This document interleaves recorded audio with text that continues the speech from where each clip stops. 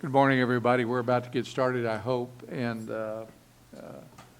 Lee, I'm going to ask you or Audrey the question of, I know we have a remote connection with Austin, so people at TCEQ can listen to hear what's going on. The question I'm asking is, can they also talk to us?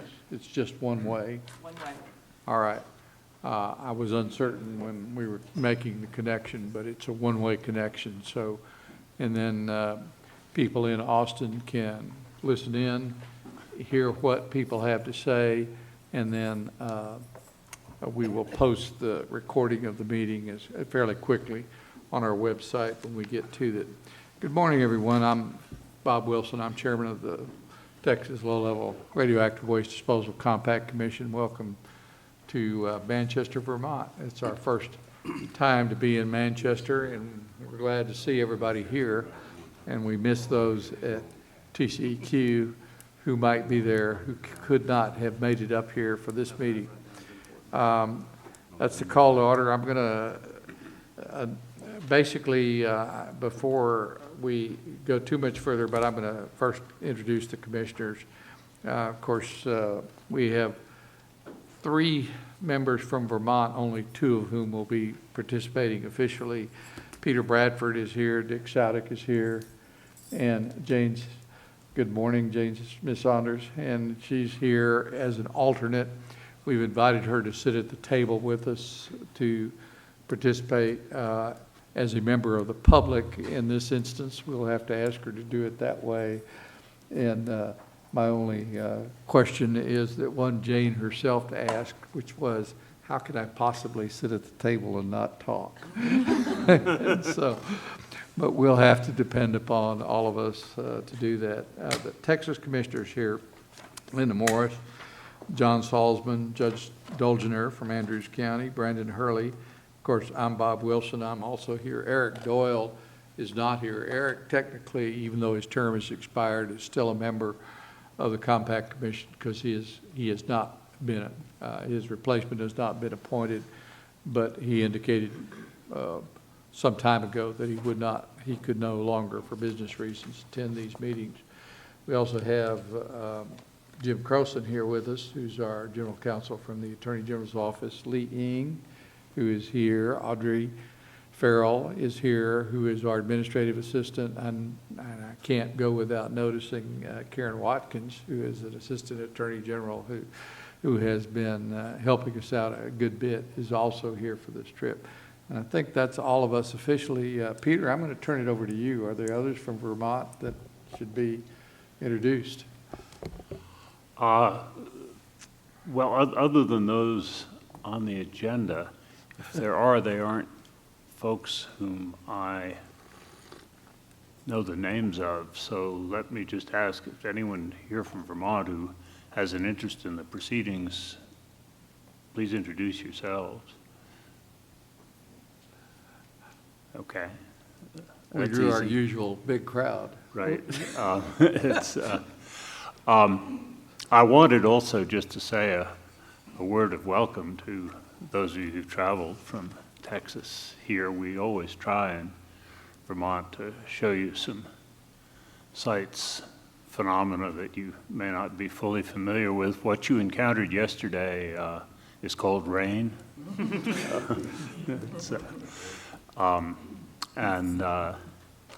Today, Manchester seems to have decided to put on its best plumage for you, and we're very glad that you're here. Okay. I think people ought to know that to those of us who live in the rest of Vermont, this is known as the banana belt. It's so hot down here.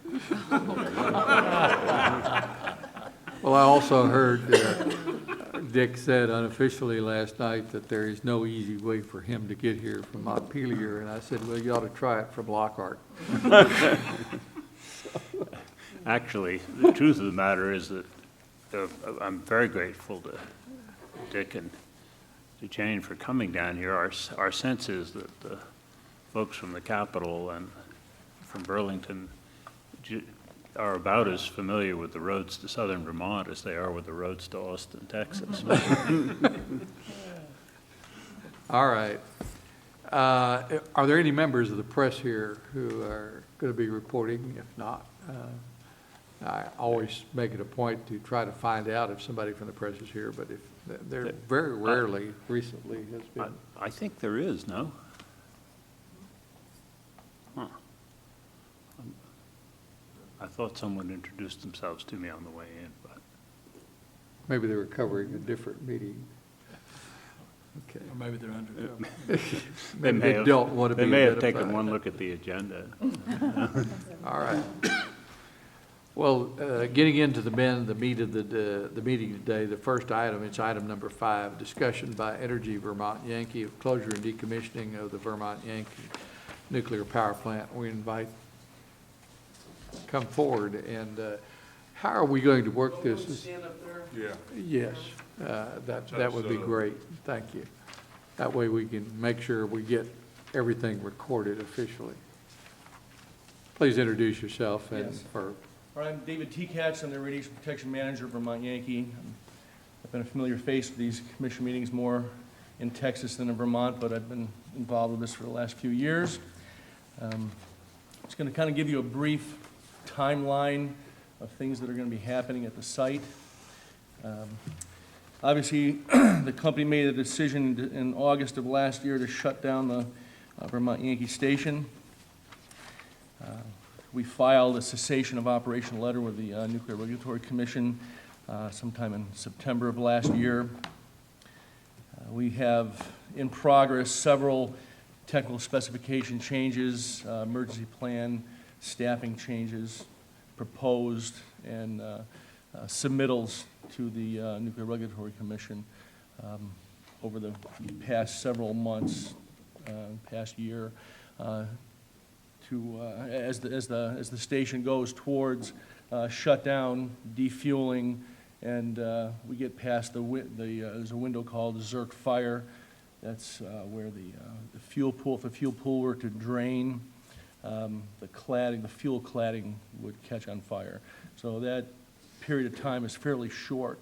So there's different staffing changes that happen along the way. We have been working collaboratively with the state of Vermont.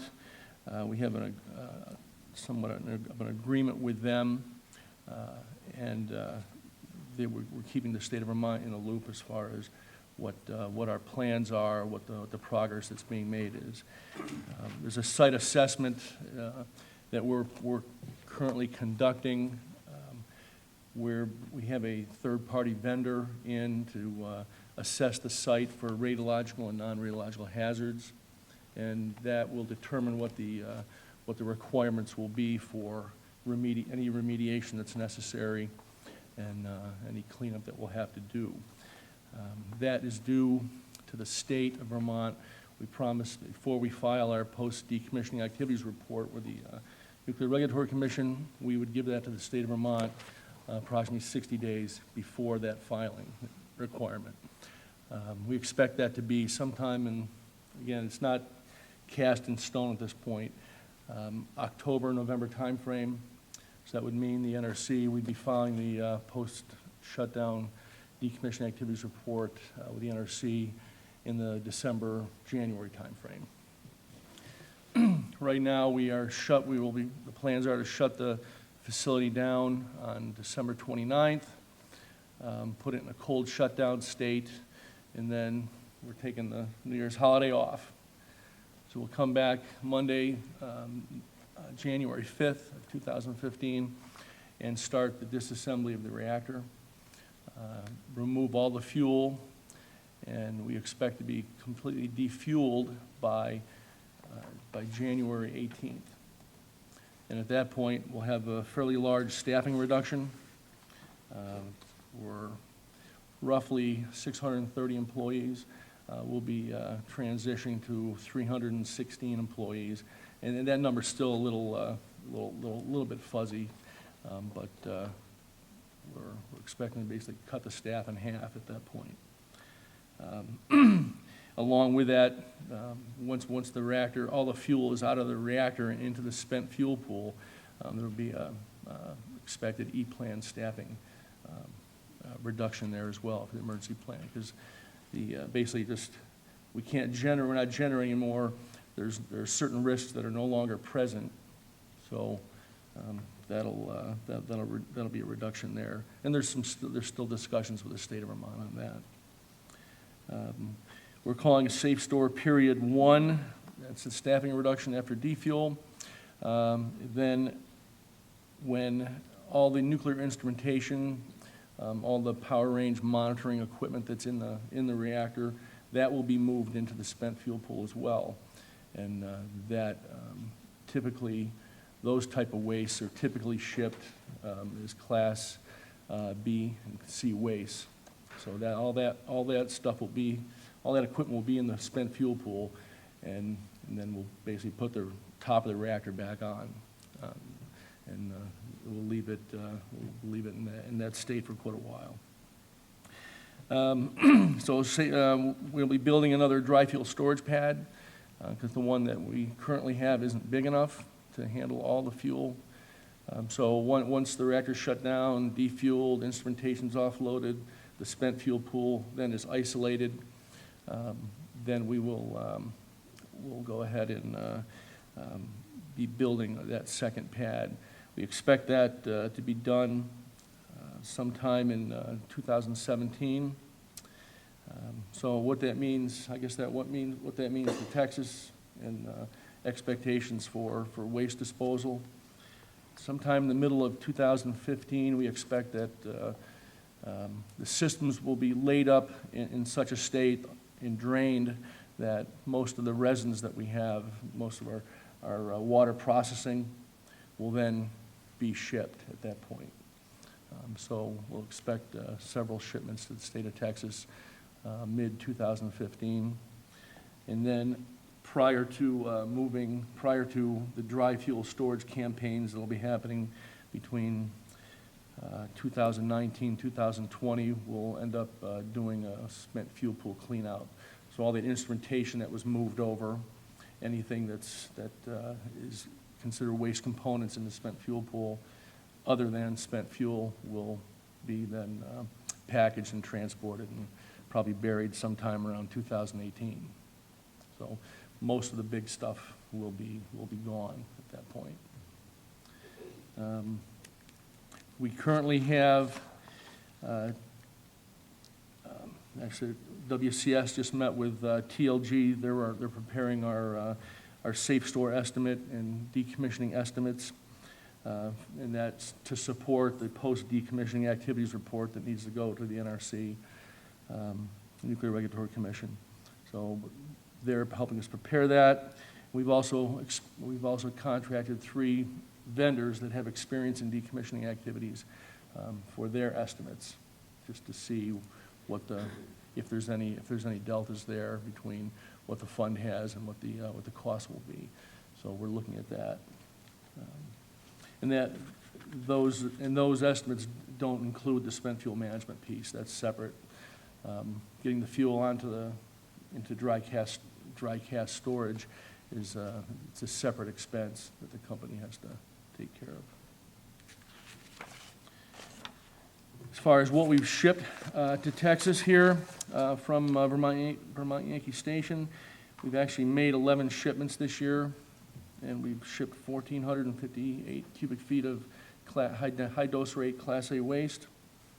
We expect that we'll be shipping another 6 of those containers, or another 810 cubic feet, before the end of the year. So we're basically cleaning out our tanks. We also will be cleaning out the spent fuel pool for all our tri-nuke filters. They're filters. They're fairly large filters. We'll be making one shipment sometime in September. It's about 120 cubic feet. It's estimated to be Class B waste. This year, we've exported 2 shipments of Class A dry active waste to Utah. That's 4,800 cubic feet. We expect that we'll probably be shipping another 9,600 cubic feet before the end of the year. That's exported waste.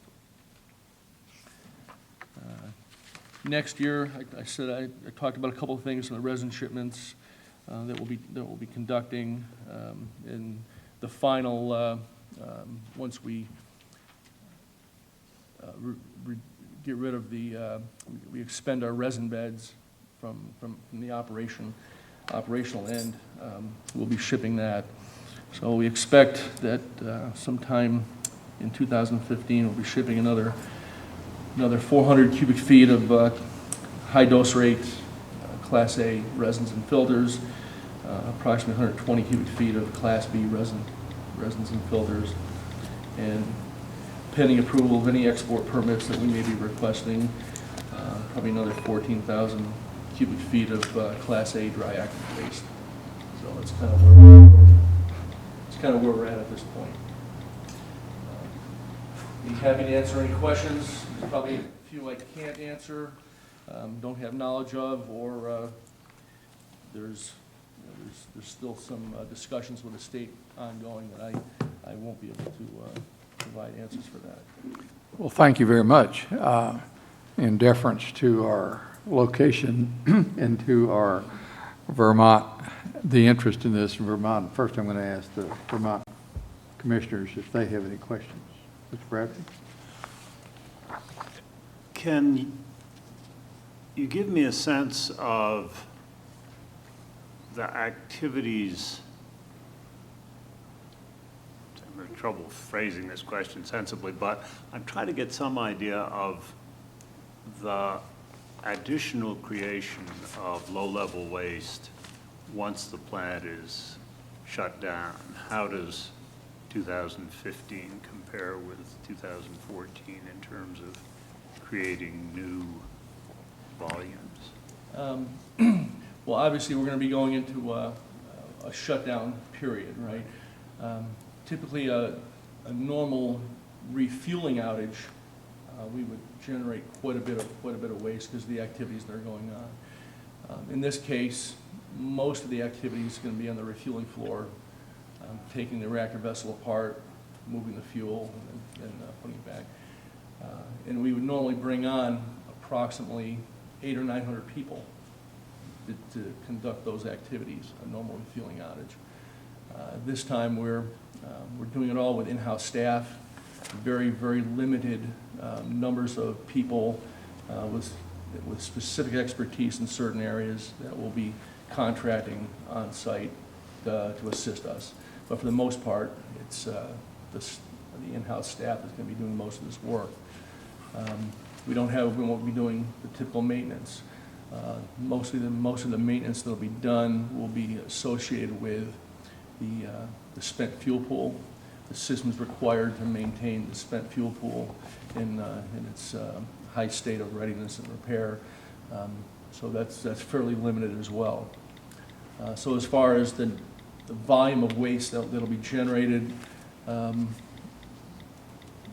give you a guess at this point, Mr. Bradford.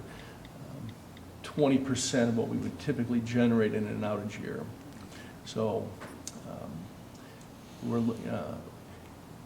and that's as far as the generation goes. I mean, obviously, I think at some point we're going to be cleaning out some of our the equipment and things that we no longer need.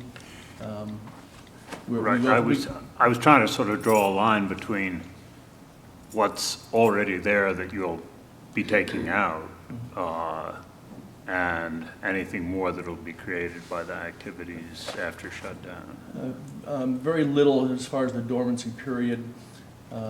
Probably about 20% of the waste, the types of waste will be generated.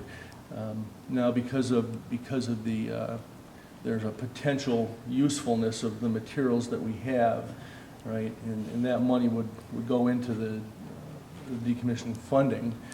We go through an investment recovery process. So if there is a value to the equipment, then we go through an investment recovery to try to recapture some of that money. We're a 42-year-old plant. Most plants are 20 to 30 years, 40 years old. So there's not a lot of value to the equipment and that sort of thing. But we do try to scavenge whatever value we have for that. But everything else basically becomes low-level dry active waste, that category. Thanks. Dick? Did I hear you right, that you basically expect to have everything but spent fuel out of there by 2020? No, everything, we're going to be, right now, we expect to have a campaign, a spent fuel pool cleanup campaign sometime around 2017, 2018, which would basically take everything out of the spent fuel pool except spent fuel, and then basically gives us room to conduct our dry fuel storage campaigns. Everything else, the systems, the plan is to lay them up, to drain the systems, lay them up, and leave them in a dormant state, with exception of the systems we need for spent fuel pool operation during that period. I see, okay, and this is the safe store business? This is the safe store Well, business. Yeah. Do you have any idea of the timetable on those yet? On the rest of the components? No, we don't. Right now, I mean, the plan is to progress from defuel, drain, layup. We call it cold and dark. Some of the buildings will be left in a cold and dark state. If there's a fire protection header that runs through that building that we need, we have modifications to the systems that we have to either heat trace it or move it so that, because some of the buildings won't be habitable, basically, except for tours and, maintenance tours and that sort of thing. So they call it cold and dark, and that's basically a dormancy state. And that's kind of where we prepare for the safe store period. Why do you need or want to take that kind of time? Why aren't you just moving it out of there? Moving the components. The components of the plant. The plan all along at this point has been to put the system in a safe store, and then at some point after that, then go into the decommissioning phase. But why? What's the advantage? Is the problem that you don't have enough in your fund to do it, or what's the problem? That's kind of above my pay grade to discuss, Mr. Sodick, respectfully.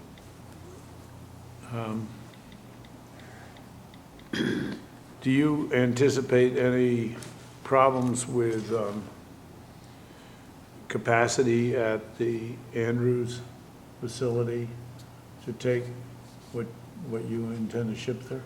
No, we don't expect any capacity issues associated with burial of all the waste that we have. I mean, that's been in the projections all along, and we don't expect any capacity problems down in Andrews.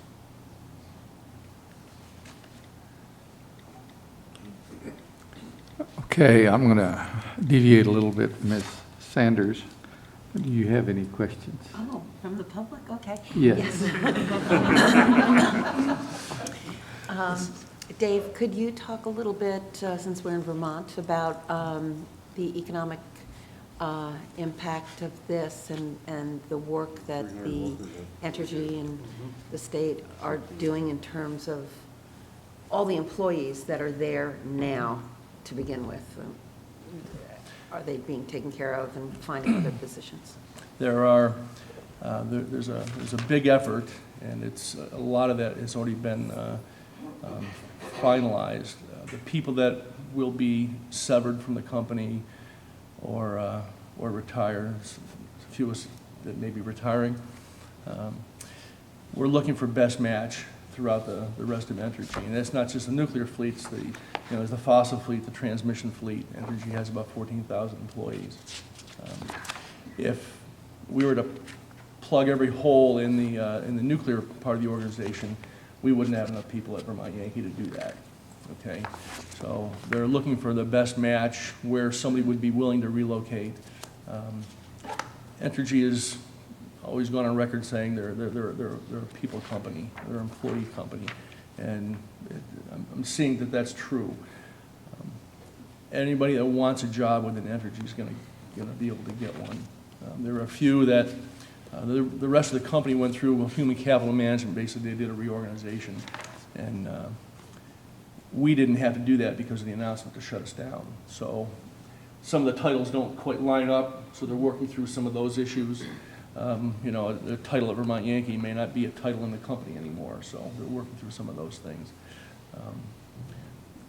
Like, again, pretty much anybody that wants a job and is willing to relocate will have one. And they've recently come out, whereas if you're not eligible for a relocation package, they've actually come out and said they've made allowances for those people that have to relocate, that wouldn't normally have a relocation package. They're giving them a relocation package. So I thought that was looking out. They're looking out for the folks that work here. And in terms of everything being in safe store, the state of Vermont would not be able to really utilize any of the property around Vermont Yankee to do economic development on site. I'm wondering, it's going to have quite an economic impact in Vermont, and we've made that choice.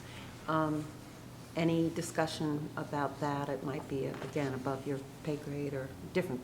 Well, we did have a meeting with the Agency of Natural Resources last week and discussed what the closest person would be receiving as far as a dose from to the site boundary, right? And the point on our site boundary, the west site boundary, is basically the closest inhabitant, and that point hasn't changed. But it changes from a direct gamma dose from the turbine, from an isotope called nitrogen-16. So it goes from that and it shifts to where the dry fuel storage pad is. So the closest point on the site boundary is the same. Obviously, the dose component is quite a bit different. It's a smaller, a lower gamma dose, but there's also a neutron component there from the dry fuel itself, the fuel. So right now, you know, the estimates are, we have a contract with a company that specializes in determining dose from, you know, they specialize in that, and they are right now the estimates are fairly conservative. What the inputs are, we're taking basically worst case, so we would not meet that we wouldn't be able to release those portions of the site based on that. But again, they're refining, the calculations are being refined, and we'll see where we are once those calculations are refined, and I guess there's a potential that portions of the site could be released, but again, those are discussions that the Vermont Yankee and the state of Vermont are having. One last, to follow up on what Dick was saying, in terms of those dose rates, when it's not in safe store, do the dose rates, when everything's off, the dose rates go down precipitously, don't they? So that's our interest in getting it down to Andrews and Utah. When everything is, well, there's not, once the systems are off and drained, a lot of those systems, there's very, very low levels of activity there. And the dose component really isn't much of a contributor, especially to the rest of the site. It's mostly going to be from the dry fuel once we get it on the pad. That'll be the biggest contributor. Thanks, Dave. Can you quantify, just in terms of general percentages, how much material you're moving out of there in the next, 5 years, as opposed to this, whatever it's going to be, long-term? I mean, are you talking about moving 10% out, or are you talking about moving 50% out, or just a general idea? Well, I mean, that's really kind of hard to say, because I can't look into the future like that, but, you know, I kind of gave the estimates for 2015, what I expected we'd be shipping, both either to Texas or if we decide to request an export permit. But the activity on site's not going to be a lot. There's not going to be a lot going on, right? With the exception of preparing the second dry fuel storage pad, and anything necessary to support that. Once we get into the campaigns where we start moving the fuel to the pad, you know, there'll be quite a bit more activity there for that. But generally, we're not going to be generating a lot. And I don't believe we're actually going to be moving a lot, because once we defuel the plant, spent fuel pool gates go in, or transportation, so we start into decommissioning funding. We start drawing out of the decommissioning fund. So, you know, there's a lot of discussion that's going to be taking place prior to spending any of that money. One, you know, we have to. Yeah, but I mean, are you talking about keeping 90% Probably- of your equipment on site, or? I would say that's probably a good number. 90% of what's there is probably going to stay there How much during this how state much short is period. in the decommissioning fund? I don't know those numbers. Well, plus or You minus you 10 prob- you million. probably know more what that is than myself. I I used to, just, but I don't follow it anymore. I try to, we have another 200 days to operate, another 160 days to operate. And really, that's my focus, to continue to operate the plant safely and make sure we close out our longest run ever. I do get involved in some of the discussions, but as far as, you know, the funding and what's available in the fund, TLG and basically our company lawyers know what that is. All right. Next, I'm going to go to any questions from any of the Texas commissioners. I noticed Linda had her head just bobbing up and down during the presentation. Listening, and we appreciate the report. A year ago, we didn't have much of this information. Yeah, looks like it's. So, a year ago, we really didn't have much of this information, so we appreciate a more detailed report. And I guess in the future, we'll be getting updates on that. And I understand the issue if you're going to have your high-level radioactive waste remain on site. Yes. For a long time, essentially, until the federal government decides what they're going to do with it. That's correct. But I do see it'd be nice, maybe a projected timeline, a graph, so to speak, of looking at volumes of waste projected 20, 25 years in the future. So maybe we could look at something like that. I think once they finalize the decommissioning cost estimates, I mean, you know, that'll provide a little more granularity to what people are asking and what people are looking at. But and we've made the agreement to share that with the state of Vermont prior to, you know, actually submitting for the federal government the PSDAR. Okay. Other Texas commissioners, any questions? John? Mr. Hurley? Judge? No, y'all doing a good job. All right. One of the things that I skipped over on the agenda, I noticed I'm hitting myself, is that normally we have, and thank you very much. All right, thanks. A section on the agenda for people who are present to address us on anything that they want to address, or they could come up and ask about specific items. Is there anybody here who cares to make any comments to us of a general nature? If not, thanks very much to Vermont Yankee, and we look forward to getting additional reports in the future, as we know we have to keep up with capacity questions and certainly WCS, I'm sure, is actively engaged in discussions with you folks and is engaged in that, so we don't have to pay that much attention to it, but we like to be informed every once in a while. Discussions, revisions to our sections of the Texas Administrative Code. These are our rules, and I'm going to turn it over to Ms. Morris, who's been actively heading up this committee to give us discussion about what we're doing. Move the donuts out of the way. But you can move them this way. There's right. Trust it. The Rules Committee met briefly yesterday to discuss the status of the rules revision. And as you all know, the working draft rules have been published on the Commission website for about 4 weeks now.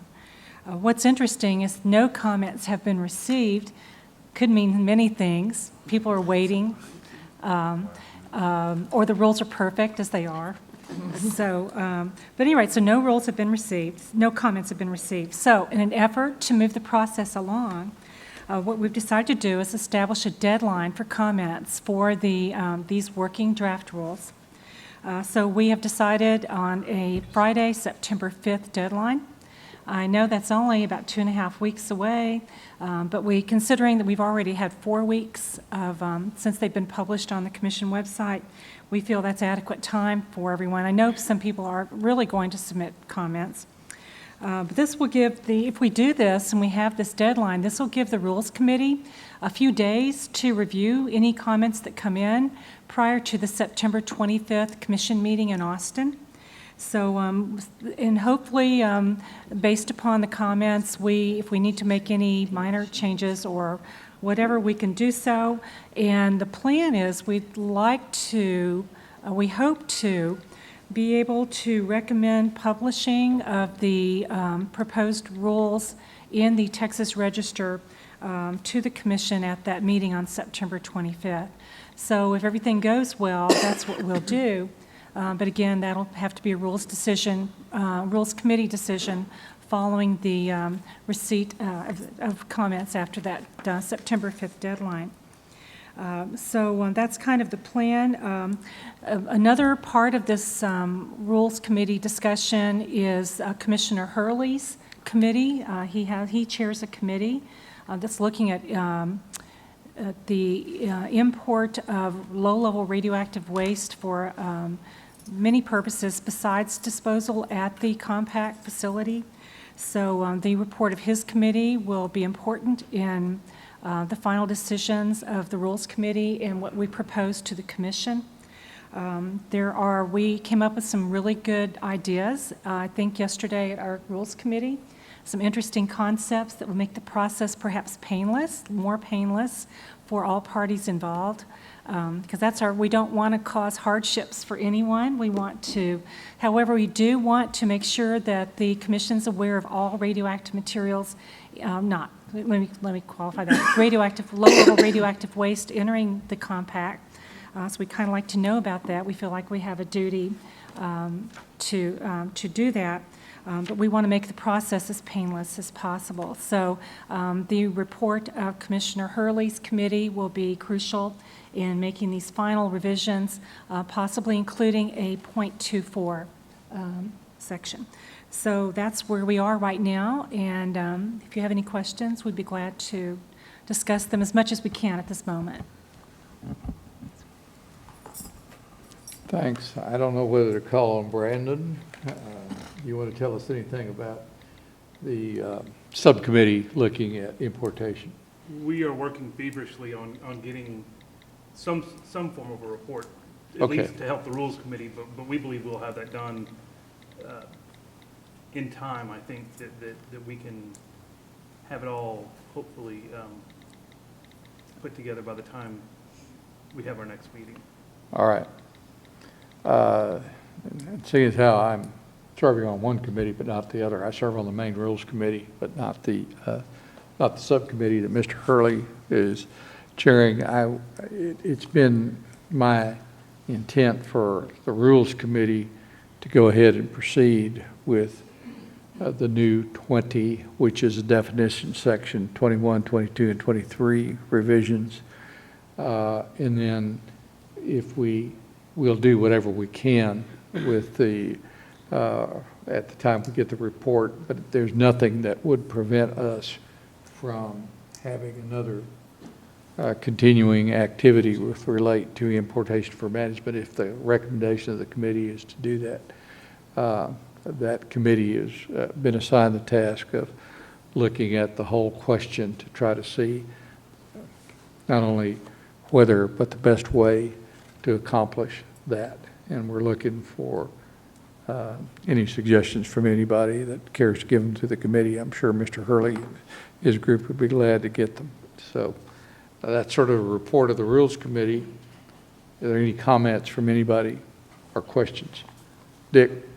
Chairman, Richard Adams. Yeah, you want to come up, Dick?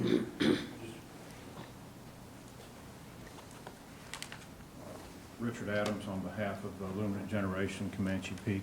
I would only request that the Rules Committee consider, at least after the filing of comments on September 5th, the possibility of a workshop before the full commission meeting on the 25th of September. I don't know whether one would be advisable or necessary, but I would at least urge the committee to keep that open as a possibility. Thank you. We did have some discussion about that yesterday in the Rules Committee. We were undecided. Given the history that the rules have been posted for 4 weeks, nobody has said anything. We sort of wondered about why we would want to schedule a meeting to talk about something that nobody had commented on.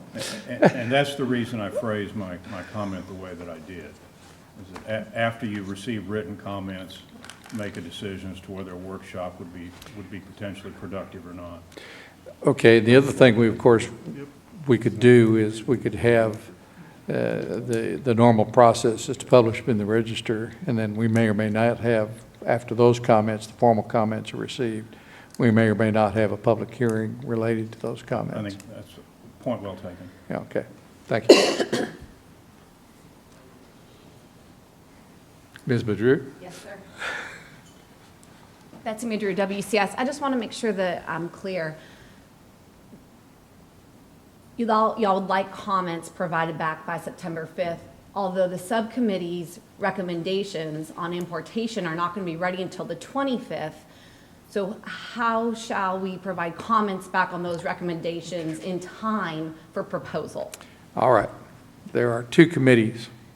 I The understand. Rules Committee is looking at, right now, what we have on the website, which is section 20, 21, 22, and 23.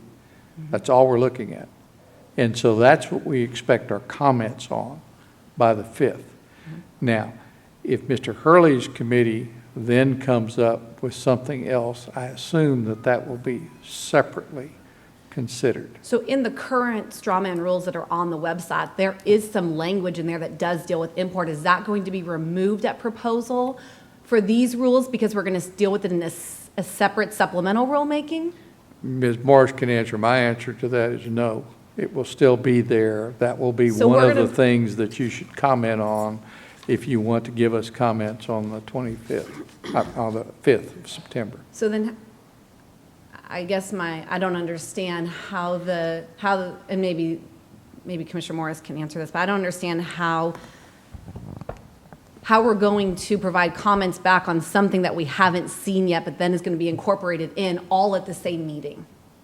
Well, remember, these are working draft rules Sure. right now. They don't have quite the formality of the published rules once they go into the Texas Register. So, but anyway, so yeah, we are just asking you, as it is right now, if you would please comment on those. I do see some tweaking possible in .23, which is the one that, that you're probably referring to. And that was discussed at the Rules Committee meeting yesterday. We please go ahead and comment on the rules as they are currently published on the website. Do not worry right now about anything else that will be coming forth from the Rules Subcommittee. That will be addressed separately, even though it may end up making possibly a change in the .23 at some point in the future. But I really think that, as Commissioner Wilson just said, that .24 would be considered separately from .20 through .23. Do you anticipate that there might be changes in .23 between proposal and adoption based on the subcommittee's report, and then perhaps I guess it feels like it might be in two places, and I'm just trying to understand the duplication to make sure we're providing Well, accurate. I do think possibly there may be some tweaking of the language in .23, but it will not be, the intent will still be apparent, and there will probably be some, I don't know how it's going to work yet, some references possibly to the new .24 section, if that's what his subcommittee decides. So there will have to be some coordination between those different, the Rules Committee, the subcommittee, but I don't know how that's going to work yet since I don't have their report, so I really can't say right now. And y'all Please, expect that? so just as it is now, Sure. go ahead and issue your comments now, or send your comments in now as published on the website. Okay, and then y'all will expect us to provide comments to the subcommittee report after we see it on the 25th when it becomes public? If we do indeed have a report at that time. I don't know for sure that we will. You heard this morning the same thing that we heard from Mr. Hurley, that Okay. he thinks he So we plans don't to know. have a That's- we don't report know. for us by Okay, the thank 25th. you. But that's up to him and his committee.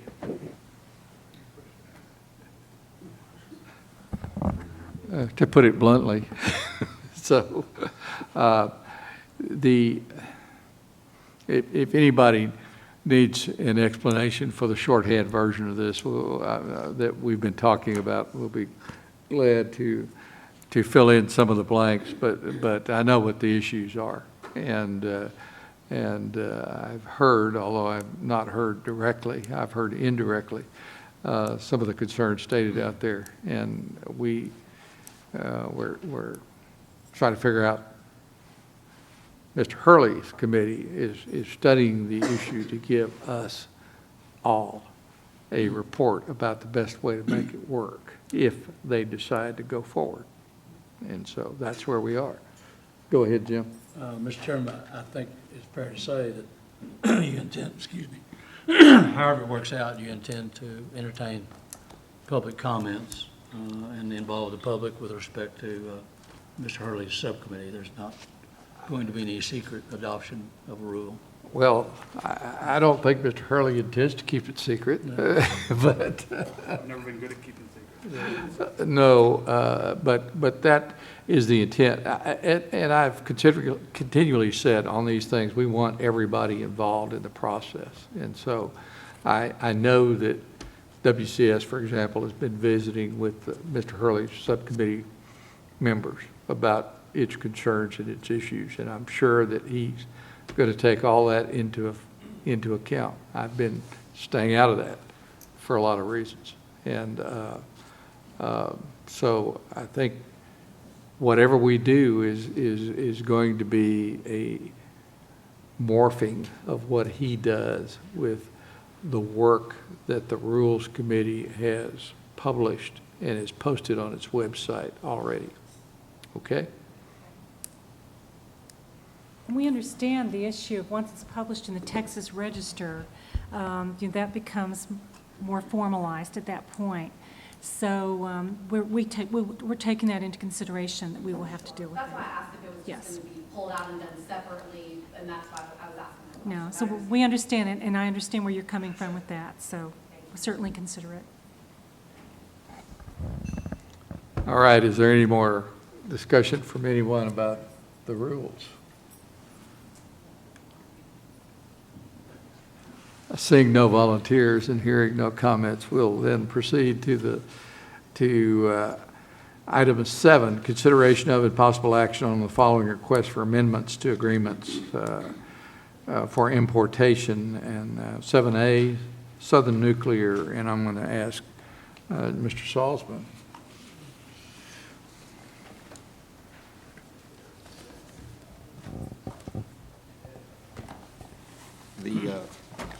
Is it on? Yes. The technical committee received and has reviewed a request for amendment of an import permit from Southern Nuclear Operating Company, and that was number 1-0046-01. Originally, the amendment was received by the commission May 28th, but subsequently it was revised on July 21, 2014. And in that amendment request, Southern Nuclear has asked for an increase of 150 cubic feet of volume, 100 curies of total radioactivity, 925 millicuries of C14, 1,787.44 microcuries of technetium-99, and 24.078 nanocuries of I-129. They also want to add irradiated hardware to the waste description. They want to add stable to the waste form, and they want to add the state of Alabama as a generator location.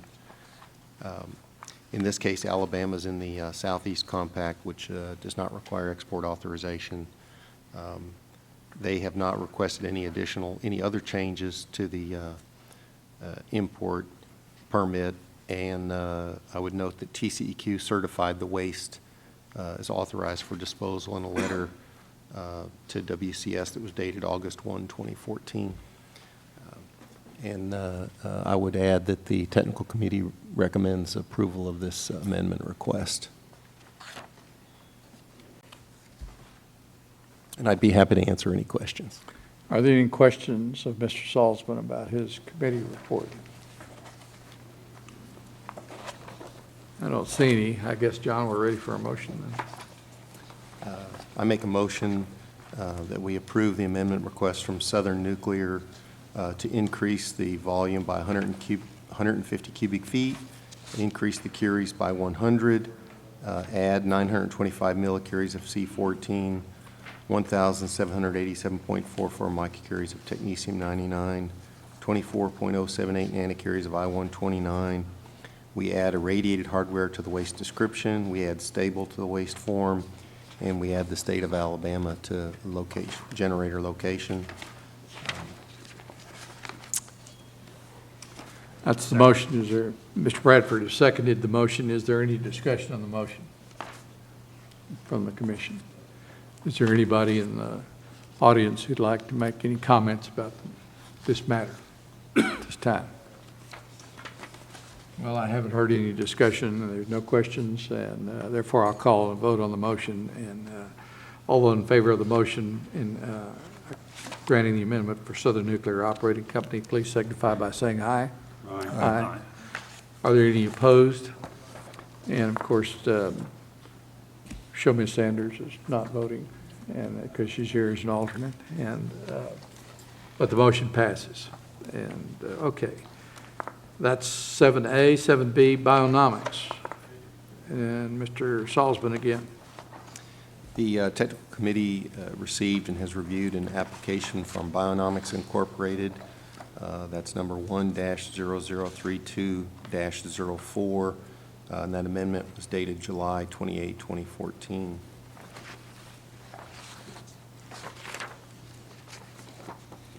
In this case, Bionomics has requested an additional 37.5 cubic feet, and Bionomics has also requested that the expiration date be extended, in essence, for another month to September 30, 2014. The reason is they, I believe, are making shipments in the month of August, but they also are involved with the scatter program that's paid for by the federal government. And the federal government fiscal year actually ends September 30, and they need that additional month to basically get one more shipment in under the federal program before the end of the federal fiscal year. They have not requested any change to the curies, the waste type, waste classification, or the waste stability. And I would note that TCEQ certified the waste for disposal, was authorized for disposal in a letter that was dated August 1, 2014. And the technical committee recommends approval of this request. And I'd be happy to answer any questions. Any questions? Is this also the one, John, in which they want to expand the number of jurisdictions there? I don't believe they've added any additional states. Or territories. I'm sorry? Or territories. Or territories. What does scatter stand for? I was hoping you wouldn't know. I don't. I cannot recall. Can anybody in the And audience threat help us? Source collection and threat reduction. It's a program under the Conference of Radiation Control Program Directors that deals with SEAL sources and their collection and disposal. And the federal government basically Funds has it. funded this program, but they give the money to CRCPD, who then sort of administers the scatter program. But it's all tied to the federal fiscal year ending September 30 as opposed to Texas's year of August 31. Does that answer your question? Yeah. Okay. Are there any other questions, Mr. Salzman? I guess we're ready for a motion, John.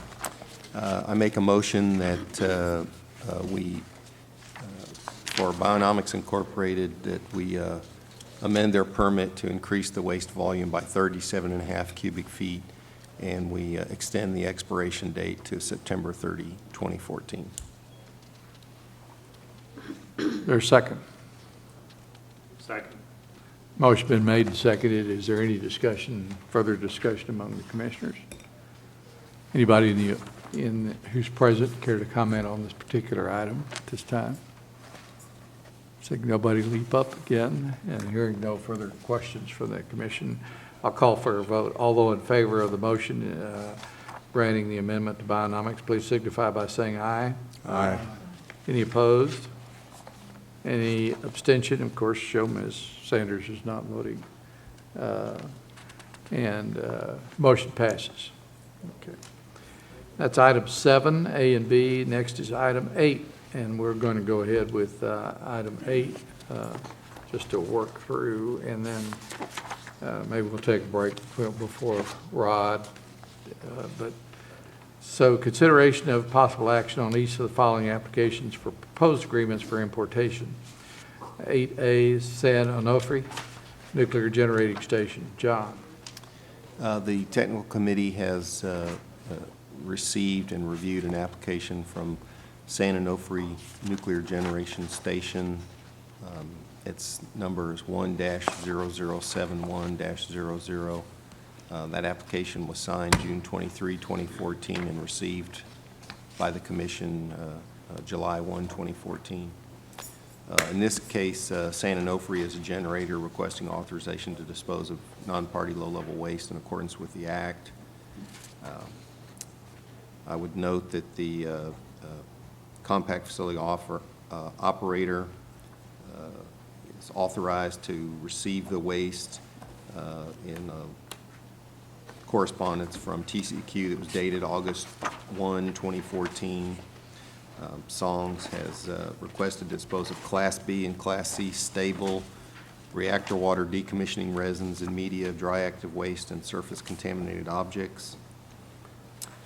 They are requesting a volume of 1,850 cubic feet, total radioactivity of 3,140 curies, including 49,100 millicuries of C14, 98,900 microcuries of technetium-99, and 9.6 times 10 to the 10th nanocuries of I-129. The waste is coming from the state of California, which is part of the Southwest Compact, and does require export authorization. And I believe that to date, we have not received a copy of their export authorization from the Southwest Compact. Is that correct, Lee? We just received a number of them from Kathy Davis with that compact, and I have been able to go through them. So if they aren't there, we can certainly put a condition in Okay. the agreement to ensure Okay. we get one. I would note that the commission is not aware that the applicant has access to another waste disposal facility for the proposed waste. San Onofre has requested an import permit that would run from August 14, 2014 through August 31, 2015, in essence, the last 2 weeks approximately of this disposal year, and then all of what I guess would be the third disposal year. The commission actually contacted San Onofre and to further inquire about their need to dispose of waste during this last 2 weeks of August, and as far as I know, they did not respond to our information request. We have somebody here, if you'd like to ask that. From Here. San Onofre? Yes, we do. Ah, outstanding. If you could come forward, please. Yes, sir. Yes, sir.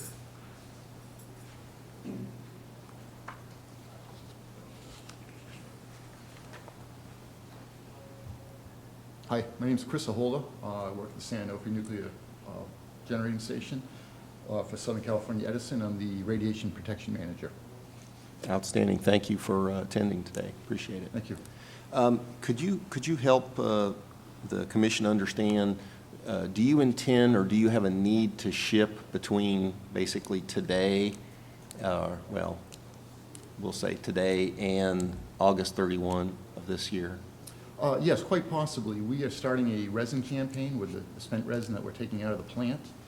And that's going to start in the next week or so. And once we package it and dry it, it could be shipped before the end of the month. Okay.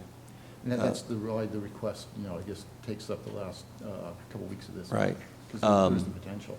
With that regard, do you have if you would need it, do you have any casks or things like that in order for you to be able to make those shipments? Yes, we have those. Okay. Any additional questions from other commissioners on that subject? Thank you. Thank I you. think that's, are there other questions? No. No. Thank you, sir. All right, thank you. John? So I guess the final item is the committee has reviewed this and we recommend approval of the import application. I'd be happy to answer any questions. Any questions of Mr. Salzman and his work doing for us on his reports on these applications? Hearing no questions, does anybody present wish to ask any questions? I guess not. So, John, we're ready for a motion. I make a motion that we approve the import application from San Onofre Nuclear Generating Station, signed June 23, 2014, received July 1, 2014. That's number 1-0071-00.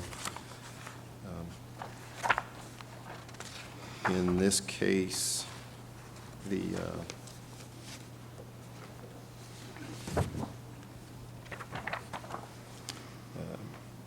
waste would be coming from the state of California. The waste description is reactor water decontamination, resins and media, dry active waste, and surface contaminated objects.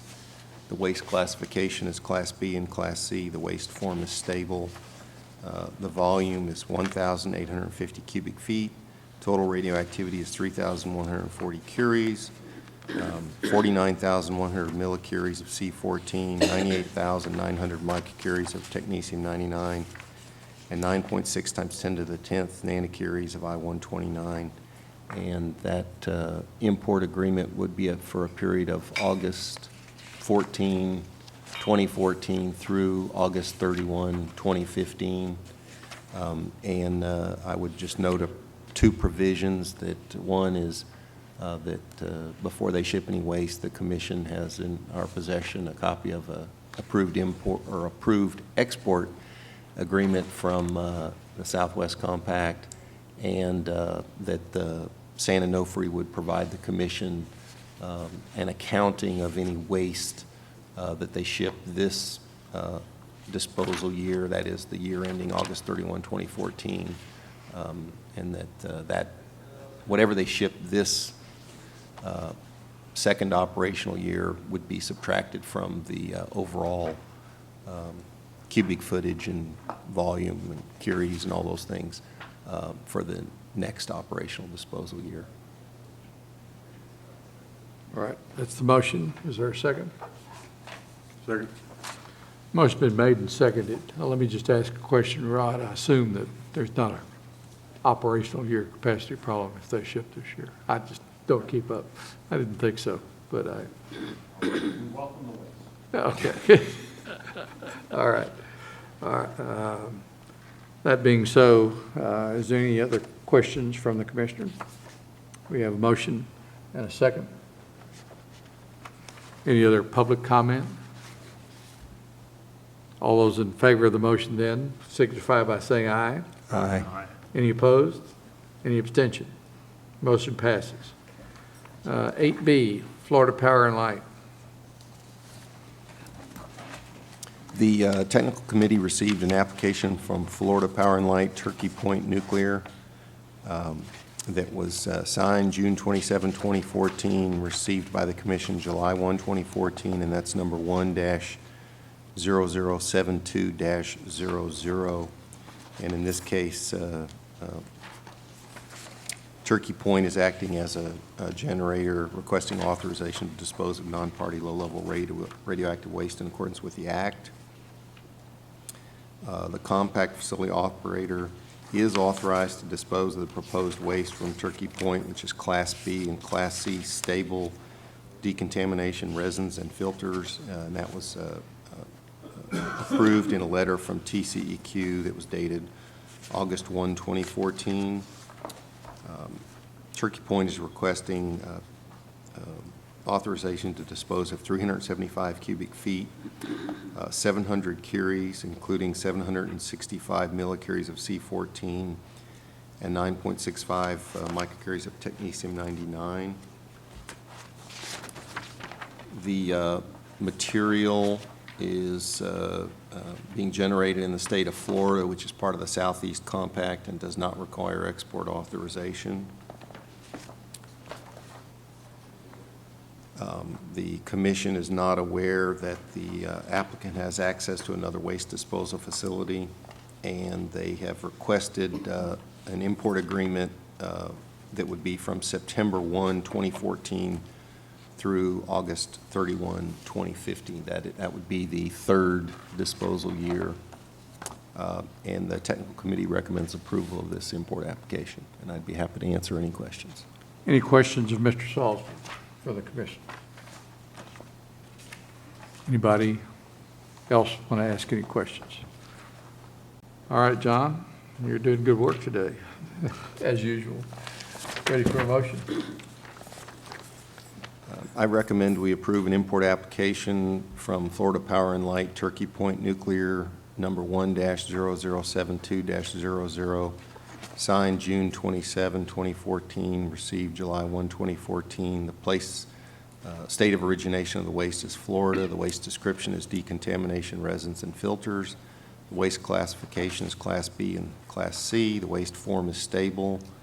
The volume is 375 cubic feet. The total curies are 700, including 765 millicuries of C14 and 9.65 microcuries of technetium-99, and that would be an import permit from September 1, 2014 through August 31, 2015. That's the motion. Is there a second? Second. Motion been made and seconded. Is there any additional discussion or questions from the commission? Is there anybody in the audience who cares to point out something to us? Okay, hearing none, I'll call for a vote on the motion. All those in favor of the motion, please signify by saying aye. Aye. Any opposed? And, of course, show Ms. Sanders not voting. And so, motion passes.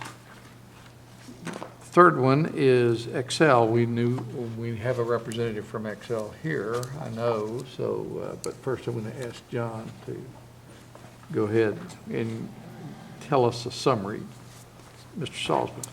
The technical committee has received and reviewed an import application from Excel Energy Prairie Island Nuclear Plant. That was signed June 30, 2014, received by the Commission July 1, 2014, and that's number 1-0073-00. In this case, Excel Energy is a generator requesting authorization to dispose of non-party low-level radioactive waste in accordance with the Act. And the compact facility operator has received authorization to dispose of the proposed waste from Excel Energy, which is Class A, Class B, and Class C stable bead resin and cartridge filters. That was in a letter from TCEQ to the compact facility operator dated August 1, 2014. In this case, Excel has requested the 500 cubic feet, 500 curies of total radioactivity, including 1,794 millicuries of C14 and 5,950 microcuries of technetium-99. The material will be coming from the state of Minnesota, which is part of the Midwest Compact and does not require export authorization. The Commission is not aware that the applicant has access to another disposal facility for the proposed waste. And in this case, the applicant initially requested an import agreement that would have been through the rest of this operating year until August 31 of 2015. As before, the Commission contacted the applicant to discuss whether they had a intention of shipping waste before September 1, 2014, and their initial indication was no, that they did not. But if we have a representative from Excel, I'd be happy to hear otherwise, or if you have any additional information on that subject. But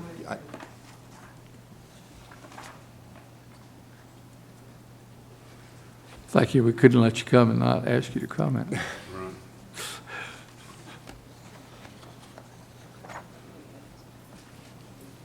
Don Allison, Excel Energy, Prairie Island, and no, we have no intention of shipping anything between today and the 31st of August. all right, we first of all, thank you for coming. We appreciate it very much. I'm sure Rod is disappointed that you won't be shipping between now, but You can make it up next year. exactly. Any additional information for the Commission in terms of operations? No, no additional information. All right. Any other commissioners have questions? No, I'd just like to say I appreciate y'all coming, because a lot of times we get to these and the people that are not here to answer one question that may or may not let it go through, and it's easier for everybody to be here. Representative from California's here, so.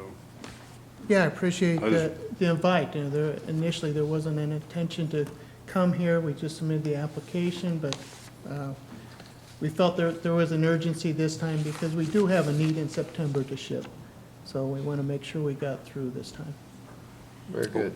We appreciate your willingness Thank you, to Mr. talk. Allison. Thank you. All right. Are there any other comments or questions from any of the commission members? Okay, John, I'm ready for a motion. I make a motion that we approve the import application from Excel Energy Prairie Island Nuclear Plant, number 1-0073-00, signed June 30, 2014, received July 1, 2014. The waste will originate from the state of Minnesota. The waste description is bead, resin, and cartridge filters. The waste classification is Class A, Class B, and Class C, and the waste form is stable. The volume is 500 cubic feet. The curies are 500, including 1,794 millicuries of C14 and 5,950 microcuries of technetium-99, and the authorization would be for a period of September 1, 2014 through August 31, 2015.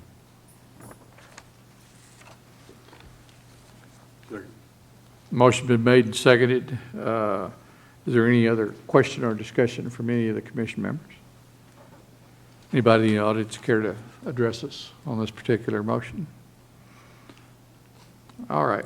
Hearing none, I'm ready for a vote. All those in favor of granting the application for Excel, please signify by saying aye. Aye. Any opposed? And show me Sanders again, not voting. Therefore, the motion passes, and that's item 8C. And then I noticed in item 8D, It's for the purposes of the notebook, so that the comments, any comments received on the applications are in the notebook. I didn't see anything after that particular tab in the notebook, so I guess we had no comments. So, all right, very well. At this time, then, I want to take a little short break, and we'll get up and walk around for a while. I think we'll be able to complete the agenda, and I think the donuts are about to disappear.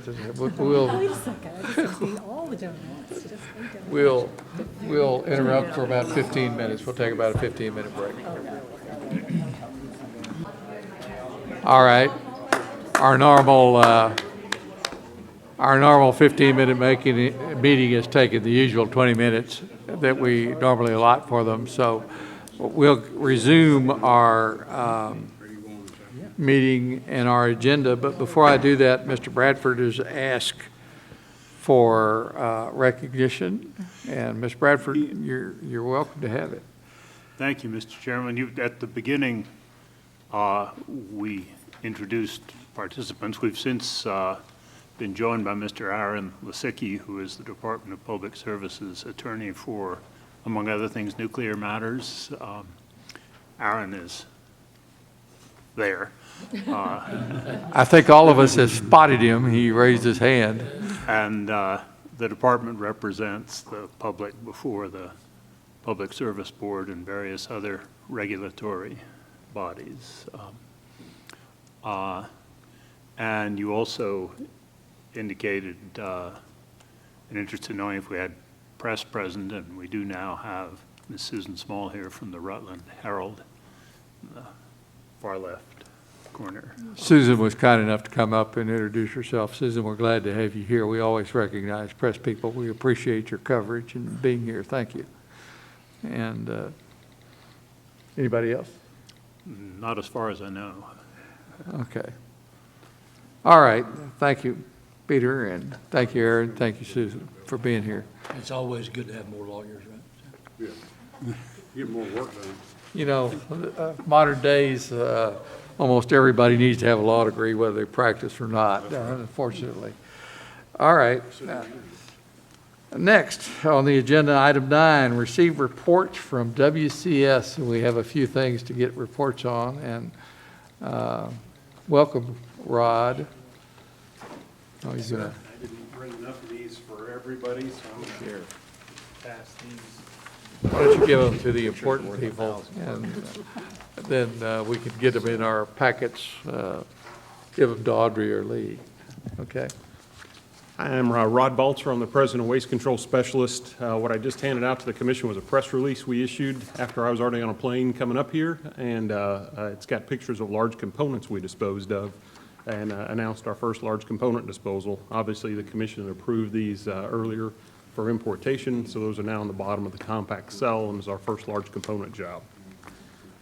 In the report, you'll also note there was a significant volume increase, and that is due to these large components. And so we have now disposed of 31,400 feet and 30,180 curies, about 29,600 as decayed in the compact facility through July 31st for this fiscal year.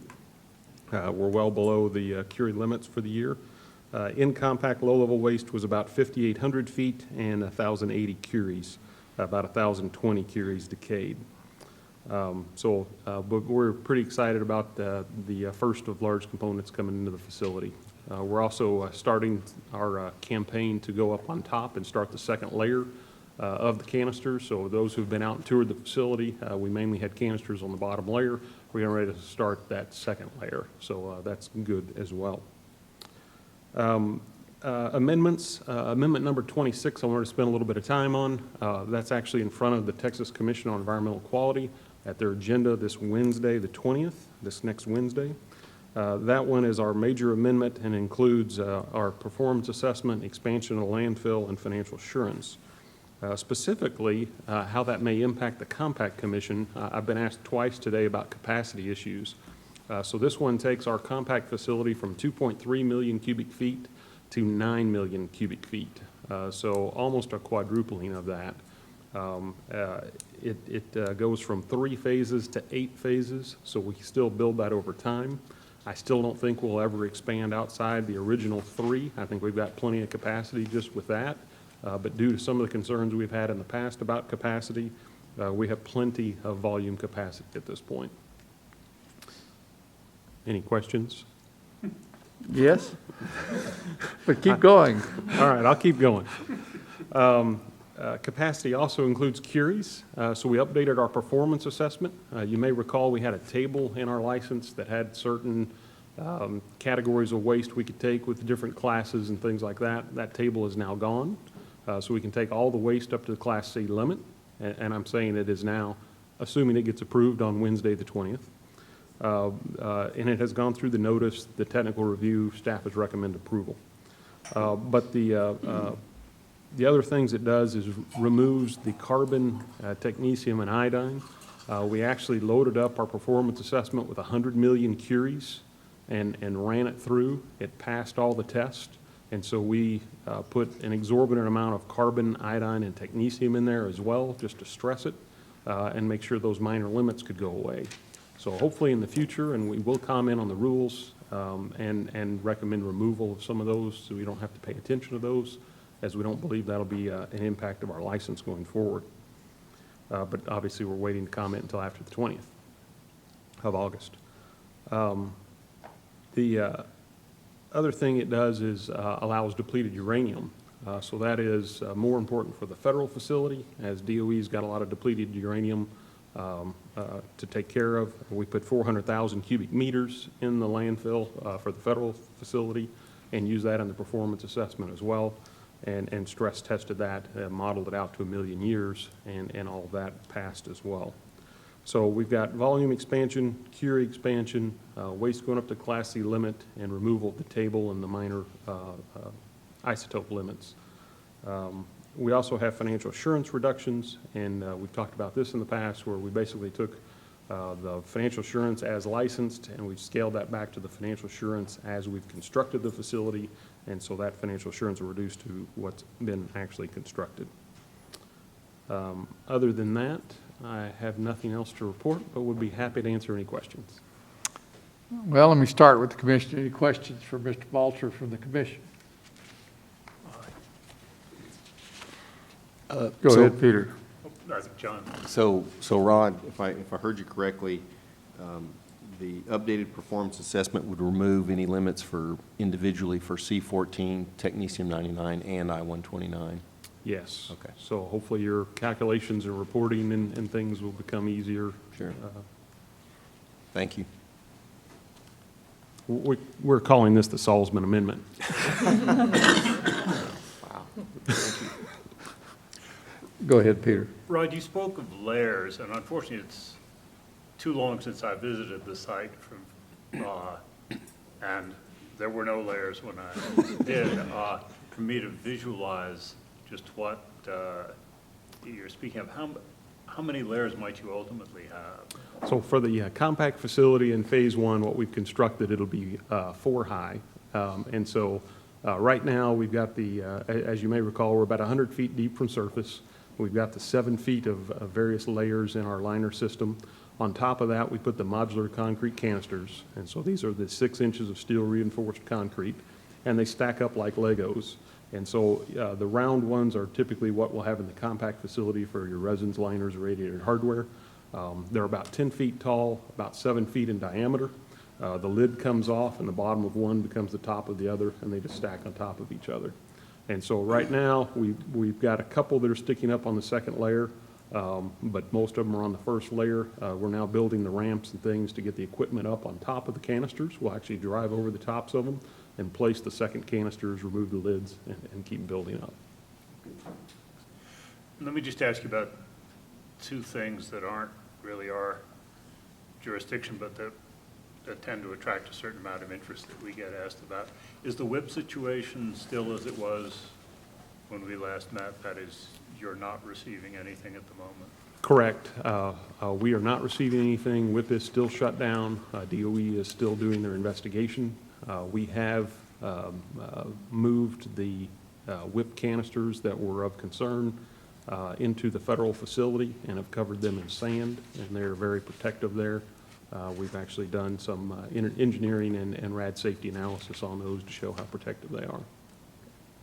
Thanks. And lastly, one reads of the discussions of at least a couple of counties in Texas being interested in being a high-level waste storage site. Does that have any implications for your facility? WCS has said that if Andrews County is interested, then we would be interested. So obviously the judge can address that as well. But there was an article that came out of the New York Times a week or so ago about Loving County. That's about 2 counties over from Andrews, kind of on the New Mexico border again. And then there's been some other articles locally about that as well. There is interest in Texas, no doubt. Dick? I have a couple. On that last point, where do you think that is all headed? I mean, do you think ultimately the storage of high-level waste will be under similar organizations as the storage of low-level waste? In other words, a private operator and whatever arrangement is made with the land underneath and the waste as it comes in?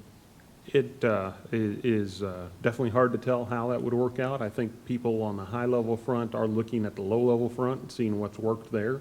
Particularly the community support, the consent-based siting, the things like that, where you go in and you educate the community, you have very open, transparent discussions with the community and make sure that works. Obviously for us, that worked well on low level. I think it did set an example. We've been visited by, Australia, France, England, Canada, China, Russia, everybody in between of the waste site we've got, just the technology. And the questions always also ask, how did you get it done? How did you do the community piece, the consent-based siting piece, and what's that like? So I think there's definitely a lot of lessons to be learned there. I think there are opportunities for, a private company like us that has some advantages over doing it through a governmental agency. And there's also some drawbacks with high-level waste. That's clearly the Department of Energy. It's not the kind of bifurcated compact system, so it's a little bit different in that respect as well. So we'll just have to see where that goes. About supposing it was decided that a private facility made more sense, about how long would it take from that decision being made for you to have a facility available, do you figure? Like 5 years or 2 years or? Yeah, I mean, and it totally depends on which facility and where it is and where they're at in the process. For somebody starting out from scratch, it's going to take a while, particularly to get that community support and do the site characterization, things like that. If you've got an existing facility and a supportive community, it's probably a shorter time frame. I don't know that anybody's saying it could be done in less than 5 years, but that may be a reasonable estimate. Could your existing facility be adapted to include high-level waste? Yeah, I mean, we've already got environmental monitoring programs, rad safety programs, we've got rail access and things like that. So it could be adapted if the community wanted it there. You mentioned financial assurance. What form does that take now? The last I heard was a long time ago, and it was some high stock or something. We have modified that. So as of today, it still has a mix of what I'm going to call bonds and traditional financial assurance mechanisms and marketable securities. On the 20th, after that amendment gets passed and that financial assurance gets reduced, it'll just be traditional financial assurance mechanisms. And how much financial assurance are you going to be required to provide? It'll be approximately $86 million. Okay,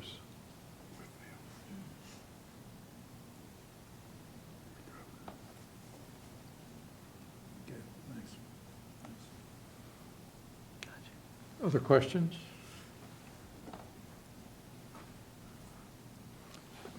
Just curiosity, the large component that you showed us a picture of, those were barged down the Mississippi and then made it by rail? Is that how that came in? Yeah, it was intermodal transportation, so it did go, it was by barge to Houston. In Houston, they got offloaded onto a rail, and on the rail, they came to Andrews.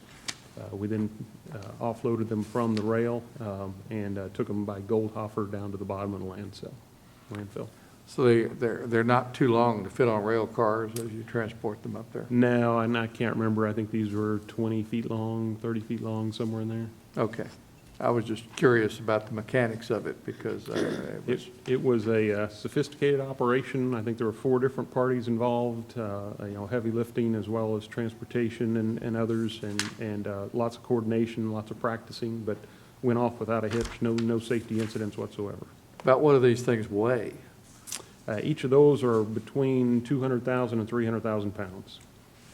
No wonder it has to come by rail. Yeah, they're heavy. Okay. That's all the questions I have, if there are none others from the commission. I see Ms. Madrew's getting up. Oh, she's getting up to plug something I know in. she does not have a question. I thought she was going to ask you a question, Rob. I'm pretty sure that's not the case. All righty. Thank you very much, and thank you for hosting us here in Vermont. All right. The next item on the agenda, item 10, is something I'm supposed to do, is report on my activities, and to everybody's great relief, I will report that I really have taken some time off. I've been away, so I haven't done that much. I will just list a few things. Lee is working with the Disused Source Working Group now, and so she could talk about that when she does it. I think she's going to a meeting. I will be going to the Rad Waste Monitor meeting out in Nevada the first week of September. They have a conference every year out there, and I'll be out there, and I think my friends from WCS will be out there too, and we'll get to see each other. The following week, Department of State Health Services in Texas is having a regulatory conference meeting, and again, I'm on the program to speak at that one, just updating things about the Compact Commission and what we're doing. And followed the week after that, again in Texas, by a Radiation Advisory Board meeting. And if those of you who were aware of our last meeting, we had a representative from the Radiation Advisory Board come tell us and talk to us about that. And so this is just an ongoing quarterly meeting of the Radiation Advisory Board. They've become curious about what the Compact Commission does, and so we're trying to educate them.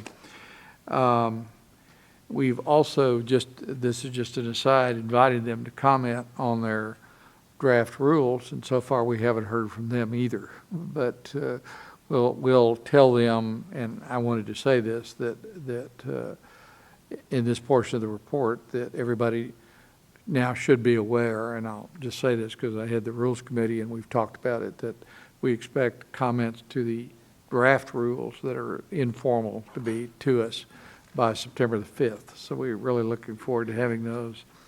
And then we have a low-level waste forum meeting, the next one coming up in Denver at the end of October, and a couple of us are already signed up for that.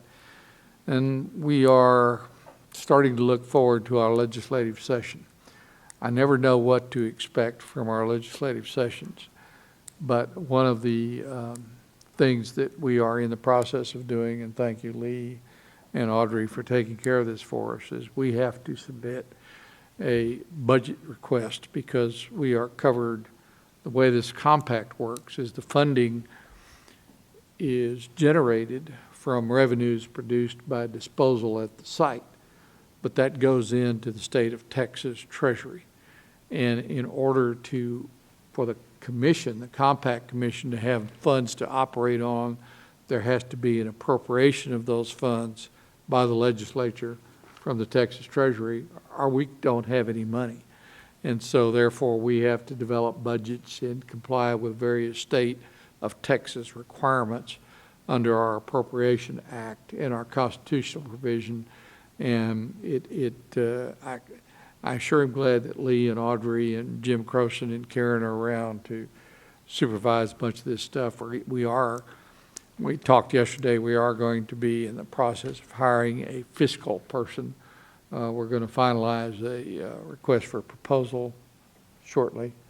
We settled on it yesterday, or pretty much settled on it, and we're going to interview people to take on a bunch of those duties to help us out, because it still is I didn't get appointed to this commission to run a state agency, and so I don't know anything about it, and so that's where we stand. So legislative session is coming up. I have no idea what anybody is going to be proposing. I do know, in this keeping with what Dick's questions were of Rod, that one of the tasks in the interim has been to look at whether or not there should be storage of high-level waste storage in Texas and what the opportunities are.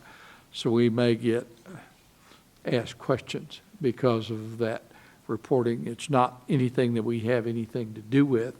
It's more that I assume that Loving County or WCS or any of the other people who are seeking authority, perhaps based upon the WCS model, to operate that type of facility in Texas, they probably will be at the center of that discussion, and we'll probably be able to say, if it's not low-level waste, don't ask us.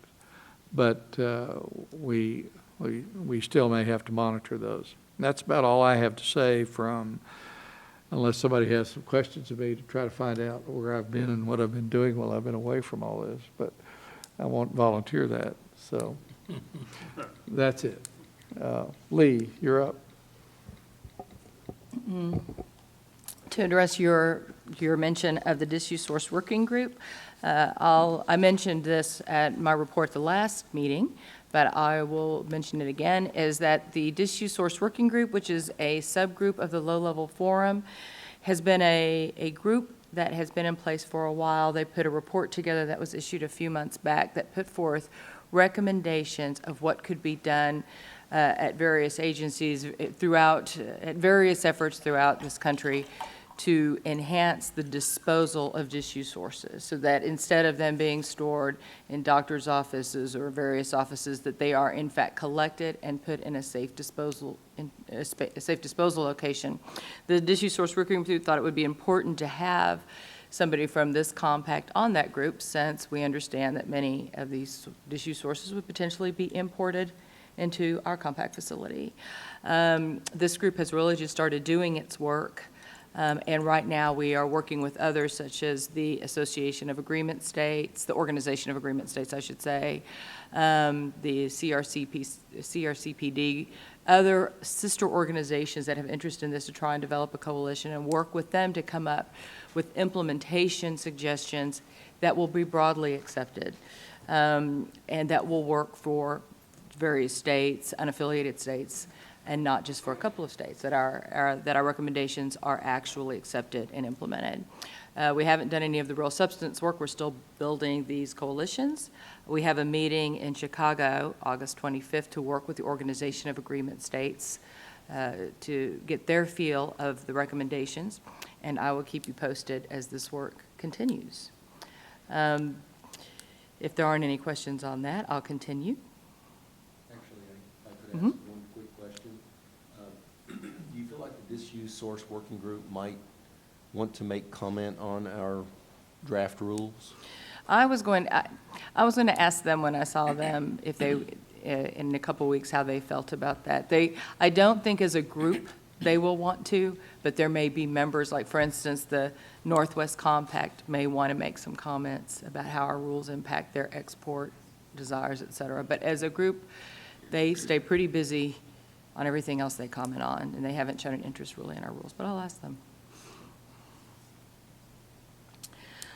The only other thing I would include in my report is I just have to say how incredibly hospitable Vermont has been and how wonderful Manchester has been Audrey, as all of you know, has done almost all of the legwork to ensure that we had a place to meet that worked well for everyone, and we can't say enough about this facility, the Equinox, and how they've helped us, and how the community and everybody worked with us to help make this very easy for everyone.